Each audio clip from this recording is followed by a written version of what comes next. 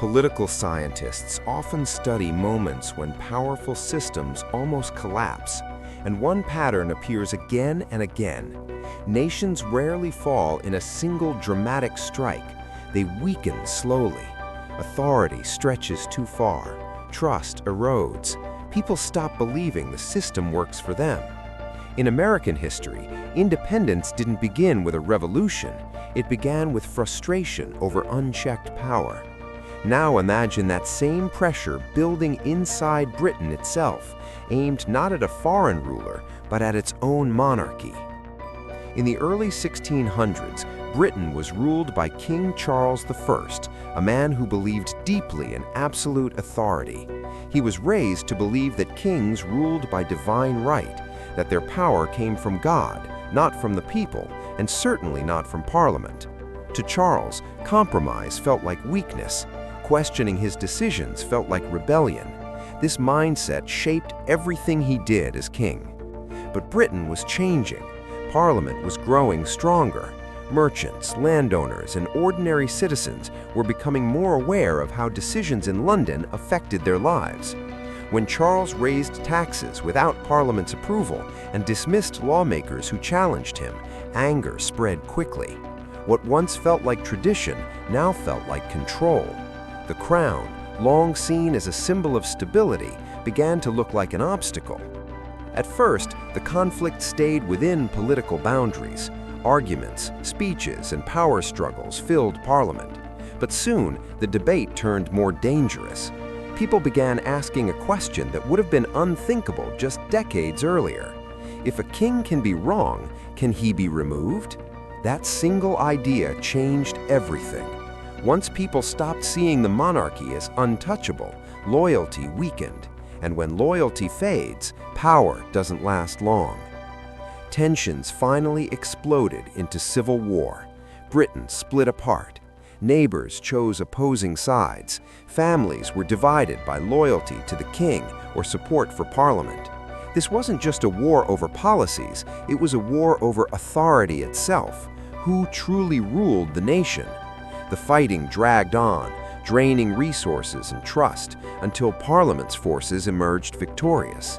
What happened next shocked the world. King Charles I was captured, put on trial, and executed. For the first time in British history, a reigning monarch was publicly held accountable and killed by his own people. The message was clear: the crown was no longer sacred. With the king gone, Britain stood at a crossroads. The monarchy was abolished, the House of Lords was dissolved, the nation was declared a commonwealth. Britain had effectively become a republic. For supporters, this felt like liberation. For others, it felt like standing on ground that could collapse at any moment. Power shifted to Parliament, but stability did not follow. Leadership soon centered around Oliver Cromwell, a military figure who promised order and security. Over time, his rule grew strict and uncompromising. Laws tightened, dissent was crushed, religious freedom narrowed. The country that had rejected absolute authority found itself living under another version of it. Daily life became tense, trade struggled, political infighting increased. The absence of a monarchy did not bring clarity, it brought uncertainty. People began to realize that removing the crown hadn't solved the deeper problem of how to govern a divided nation. When Cromwell died, the fragile system he had built began to fall apart. There was no clear successor, no widely accepted authority, no unifying symbol strong enough to hold Britain together. Parliament faced a harsh reality. Without a monarch, the nation risked endless instability. Foreign powers watched closely. Internal divisions deepened.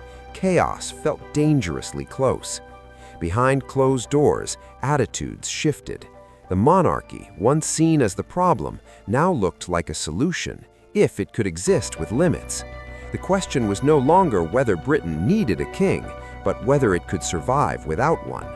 The decision was made to restore the monarchy. Charles II was invited back to the throne, but the crown he inherited was fundamentally different. Absolute power was gone. Parliament's authority was established. The monarchy survived not because it dominated, but because it adapted. Britain had learned a painful lesson. Stability comes from balance, not control. The day Britain nearly ended the monarchy became a permanent warning embedded in its political system.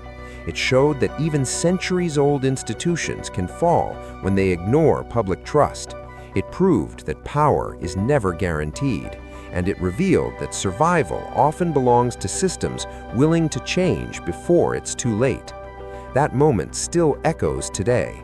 Authority must be earned, loyalty must be maintained, and history reminds us that when leaders forget these truths, even the strongest systems can come dangerously close to disappearing.